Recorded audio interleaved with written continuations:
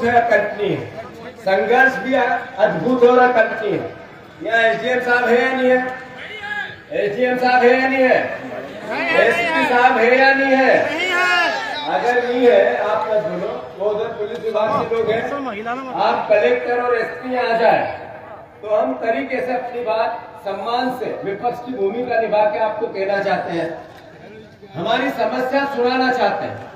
हम जनता के नौकर हैं बिना तनख्वाह के, और कलेक्टर एसपी तनख्वाह वाले नौकर, इसलिए उनको जनता की बात सुननी पड़ेगी। सही है कि गलत?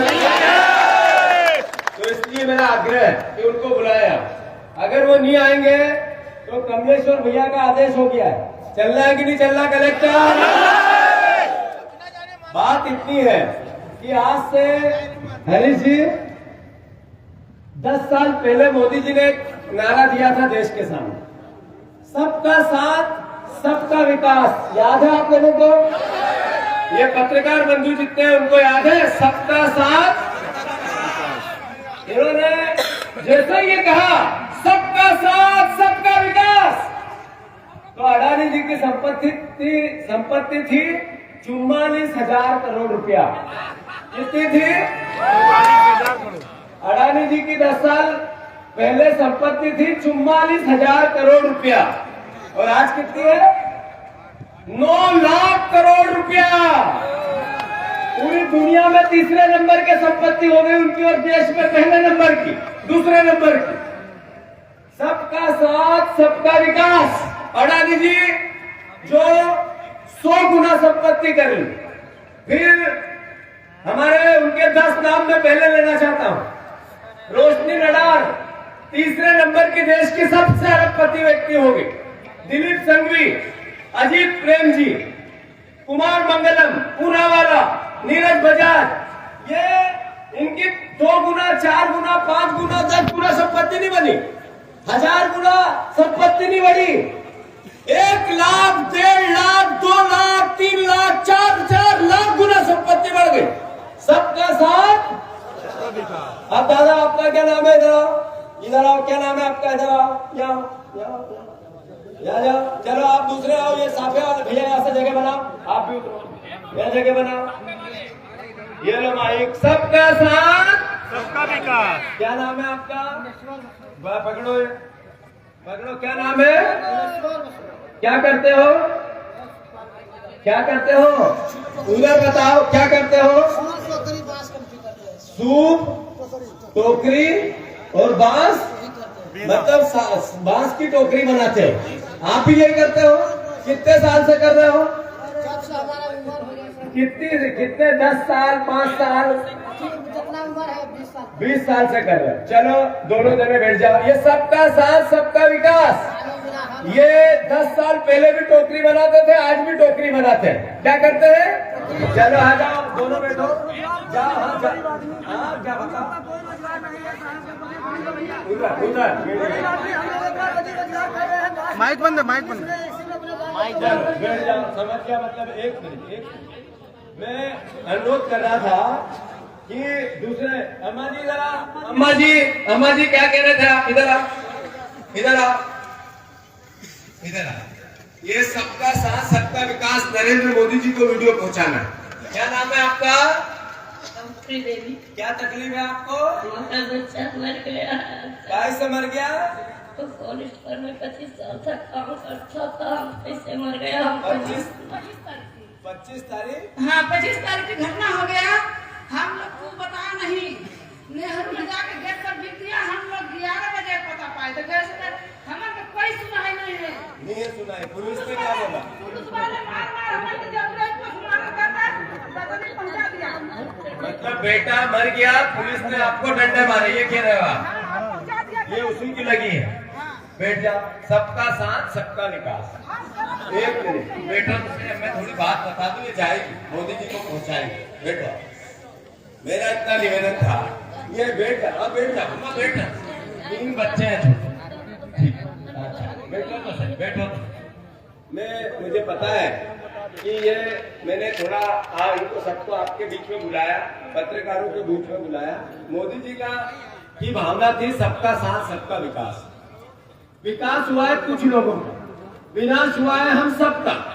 अभी आप देखो राहुल गांधी क्या कहते हैं, सबका, गरीब का और किसान का और मजदूर का साथ और देश का विकास। ये अंतर है कांग्रेस और बीजेपी में, नरेंद्र मोदी और राहुल गांधी जी में। ये कांग्रेस के परिवार के लोग, देश के वासी, सिंगरौली वासी, ये समझना पड़ेगा कि कांग्रेस ने जब जब सरकार में रही, जब जब उसके पास सत्ता रही, जब जब देश की मूल धारा में कांग्रेस पार्टी ने अपना योगदान दिया, तो किसान का, गरीब का, मजदूर का, आम आदमी का, मिडिल क्लास का, सबका साथ दिया। नरेंद्र मोदी जी ने सिर्फ उद्योगपतियों का साथ दिया, आर्थिक संपन्न लोगों का साथ दिया, अडानी जी का साथ दिया और अंबानी जी का साथ दिया। मैं अनुरोध करना चाहता हूँ, आज ही मध्य प्रदेश की सरकार ने, हरीश जी, अभी ग्लोबल इन्वेस्टर मीट कराई। 31 लाख करोड़ रुपए नए इन्वेस्ट आएंगे, बड़े बड़े विज्ञापन दिए। 31 लाख करोड़ रुपए की घोषणा है। हर साल 9 साल से 8 इन्वेस्टर मीट कराई और हर बार 2 लाख रोजगार नए जनरेट होंगे। शिवराज जी, ये बात एक बार नहीं बोली, 2 बार नहीं बोली, 3 बार नहीं बोली, 100 बार की रोजगार अगले साल 1 लाख दूंगा। अलग अलग समय में एक साल में 100 बार ये बात बोली। अमीर मोहन यादव मूल से बोलते हैं 1 लाख रोजगार नए जनरेट होंगे, 2.5 लाख रोजगार एक साल में देंगे। अभी 2 दिन से भाषण हुए, देश के सेंसेक्स आए, देश के बेरोजगारी, मध्य प्रदेश सबसे बड़ा बेरोजगार प्रदेश बना। 31 लाख नए बेरोजगार रजिस्टर्ड हुए। ये हालात है इस उद्योग नीति के। एक नियम है, किसान की, गरीब की जमीन लेंगे तो उसको, बेटे को रोजगार देंगे। यहाँ कितने की जमीन गई, हाथ ऊंचा करो जरा, कितने, नीचे करो, कितने के बच्चों को रोजगार मिला, हाथ ऊंचा करो। नीति क्या है? नीति है 75% स्थानीय स्तर पर बच्चों को रोजगार देंगे। इस ये पोल की खदानें हैं, इसमें सिंगरौली के कितने बच्चों को काम मिला, जरा हाथ ऊंचा करके बताओ। पैसा लेते हैं, पैसा मिलता है। क्या हुआ उस नीति का जिसमें इन्वेस्टर मीट के उद्योगपतियों के लिए सफेद चादर बिछा दी, सोने की प्लेट लाए, 10-10 हजार का खाना खिलाया। आपने हमारे खून पसीने की कमाई को आपने उद्योगपतियों के लिए पूरी मध्य प्रदेश की सरकार बिछा दी और रोजगार है नहीं, गरीबी बढ़ रही है। हमारी विस्थापन किसानों का, अरे धरती माँ है क्या? भारत माता क्या है? भारत माता की जय। क्या है भारत माता? भारत माता इस देश की धरती है, हम हैं, आप हैं, इस देश में रहने वाला नागरिक है। ये सब परिवार के लोग, किसी भी जाति, किसी की भी धर्म, किसी भी संप्रदाय, ये सब भारत माता है। जब ये नफरत फैलाते हैं तो छाती पर किसके चाकू घोंपते हैं? भारत माता है। जब हमारी बहनों के साथ बलात्कार होता है, एक और आंकड़ा है हरीश जी, आज ही मध्य प्रदेश में पिछले 5 साल में 35,000 बहनों के साथ रेप हुआ। 35,000 बहनों के साथ रेप, ये मेरा आरोप नहीं है, ये आंकड़ा है। यानी 35,000 5 साल, यानी एक साल में 900 बहनों के साथ नहीं, एक साल में 7,000 बहनों के साथ, एक महीने में 900 बहनों के साथ, रोज 30 बहनों का बलात्कार होता, हर 20 मिनट में एक बहन का बलात्कार होता। ये मध्य प्रदेश की स्थिति है। 2 लाख बहनें गायब हो गई। और जब ये ऐसा आवेदन लेके मंत्रियों के पास जनता जाती है तो वो कहते हैं भीख मांगने की आदत ठीक नहीं। ये क्या तरीका है? मध्य प्रदेश की सरकार का मंत्री आवेदन करते हुए कहता है कि तुम भिखारी हो। मध्य प्रदेश की जनता भिखारी है। आपने लाडली बहना को 1200 देंगे, 3,000 देंगे, वोट दिए। किसान को कहा सोयाबीन के दाम देंगे, वोट दिया। आपने कहा 3600 धान के दाम देंगे, वोट दिया। 2700 गेहूं के दाम देंगे, वोट लिया। और जब वो आवेदन करने वापस आता है तो आप कहते हो आप भिखारी हो। कैसा प्रदेश? ये भी मैं पत्रकारों को देख रहा था, थोड़ी सी अव्यवस्था हुई, नाराज हो गए, जाने लगे। अरे पत्रकार बंधुओं, मैं आपसे पूछना चाहता हूँ, आप लोकतंत्र का चौथा स्तंभ हो। आप जितनी शिद्दत और मेहनत से लोकतंत्र की रक्षा करते हो, हम भी नहीं कर पाते। आपका हमसे ज्यादा सम्मान है, पर आपके भाई को एक को भोपाल में भी मारा, आपने कैमरे रख दिए रोड पे, आपने कलम रख दी घर में, आप आंदोलन करने लगे, आप थाने में चले गए, कलेक्टर के पास गए, एसपी के पास गए, मंत्री के पास गए, बीजेपी के प्रवक्ताओं के पास गए। पत्रकार की ताकत है कलम। आप क्यों गए? आपने लिखा क्यों नहीं? आपने इनको तिरस्कार क्यों नहीं किया? इस बीजेपी को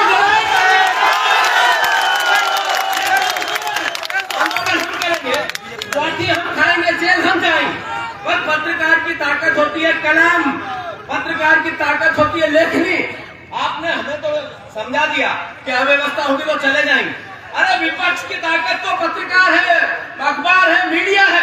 आप हमें साथ नहीं दोगे तो हम जनता की लड़ाई कैसे लड़ेंगे?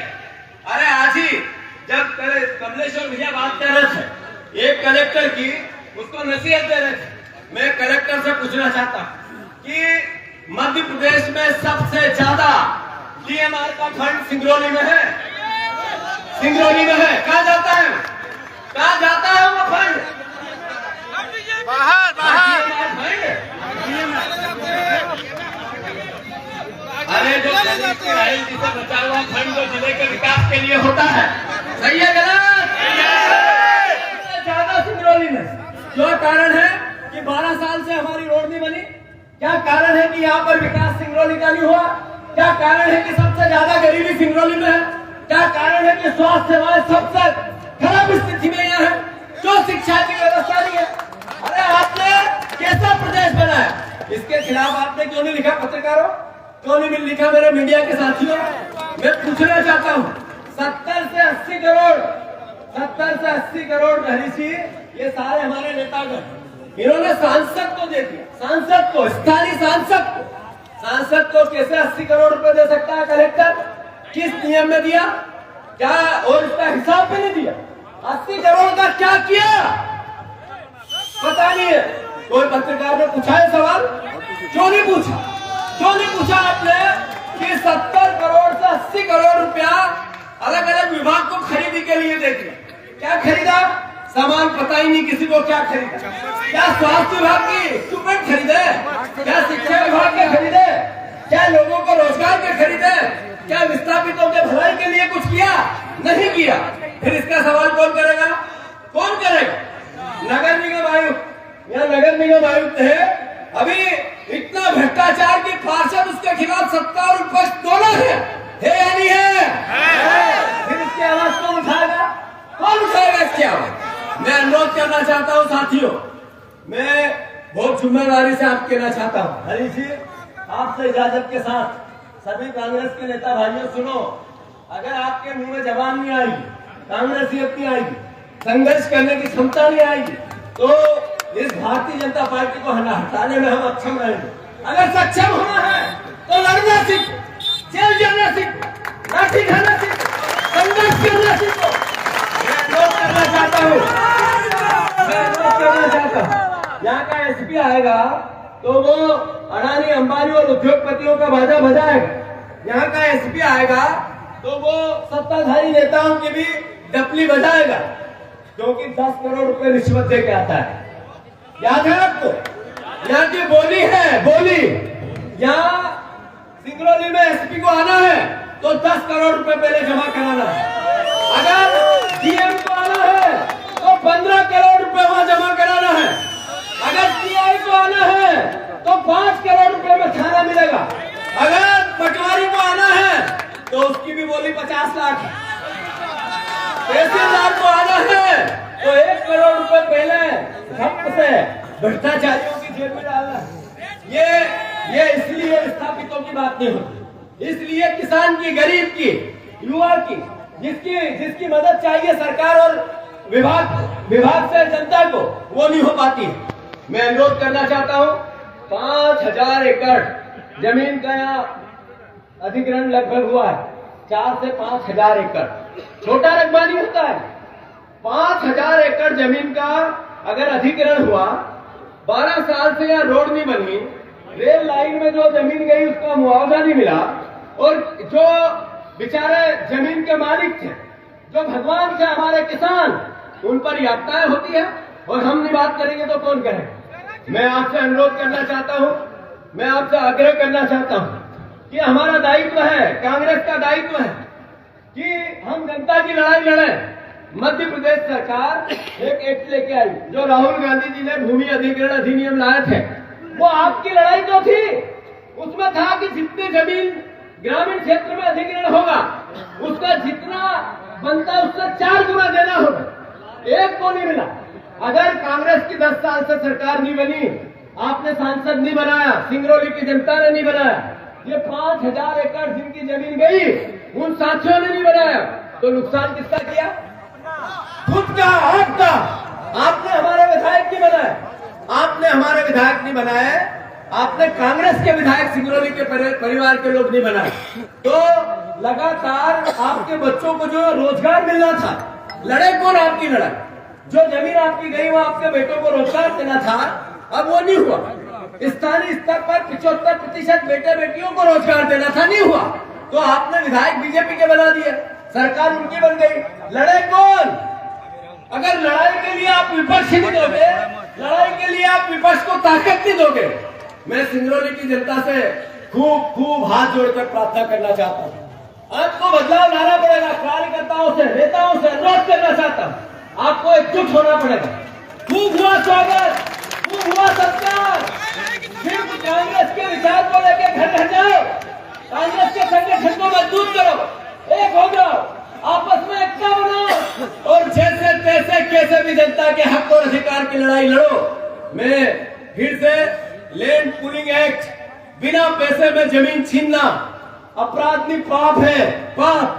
और इसकी सजा इस सरकार को देश प्रदेश की जनता दे के रहेगी। मोहन यादव जी, मैं आपको चुनौती देता हूं, मैं आपको इस बात के लिए सीधे इस बात के लिए आग्रह करता हूं कि लैंड पूलिंग एक्ट इस प्रदेश की, इस किसान की, इस जमींदारी की, जमीन के मालिक की आप हत्या कर रहे हो, उसको फांसी पे चढ़ा रहे हो। कांग्रेस पार्टी मुख्य विपक्ष का दल है। जहां जहां अधिग्रहण करोगे, जहां जहां फ्री में किसान की जमीन छीनोगे, जहां जहां भू माफियाओं के साथ मिलकर उद्योगपतियों का भला करोगे और किसान का गला घोटोगे, वहां कांग्रेस का एक एक सिपाही अपने खून की बूंद निछावर करेगा। फिर से अनुरोध करना चाहता हूं कि जो विस्थापितों की मांग है, कलेक्टर साहब को भी मिलकर भी बात करेंगे, पर उन पर संज्ञान लें। अन्यथा कांग्रेस पार्टी को निर्देश देता हूं कि गांव-गांव जिला कांग्रेस, ब्लॉक कांग्रेस, युवक कांग्रेस, एनएसयूआई, सारे कांग्रेस के जिनने टिकट लिए, पहले लिए, पूर्व है, एकजुटता से एक साथ मिलकर हर गांव का दौरा करो, एक गांव से दूसरे गांव पद यात्राएं चालू करो, विस्थापितों के हक और अधिकार की लड़ाई लड़ो। जब ही वो परिवार के लोग आपके साथ आएंगे। कौन कौन लड़ाई लड़ना चाहता है, हाथ ऊंचा करो। मैं कलेक्टर से आग्रह करता हूं जल्दी से आए, मैं एसपी से भी आग्रह करता हूं जल्दी से आए। अगर नहीं आए, जो भी अधिकारी हैं, अगर आप समय पर नहीं आए तो हमें यहाँ से आगे बढ़कर कलेक्टर तक जाकर आपसे बात करनी पड़ेगी।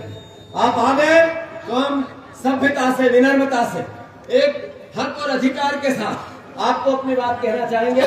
मैं आदरणीय हरीश जी का, आदरणीय कमलेश्वर जी का, रणविजय जी का, जिला कांग्रेस सुखेल, सारे हमारे सीनियर नेता, हमारी महिला कांग्रेस, यूथ कांग्रेस, सेवा दल, सारे परिवार के आप सब जो यहाँ बुजुर्गण आए, उनके चरणों में सर रख कर प्रणाम करते हुए आपसे अब विदा लेता हूँ। भारत माता की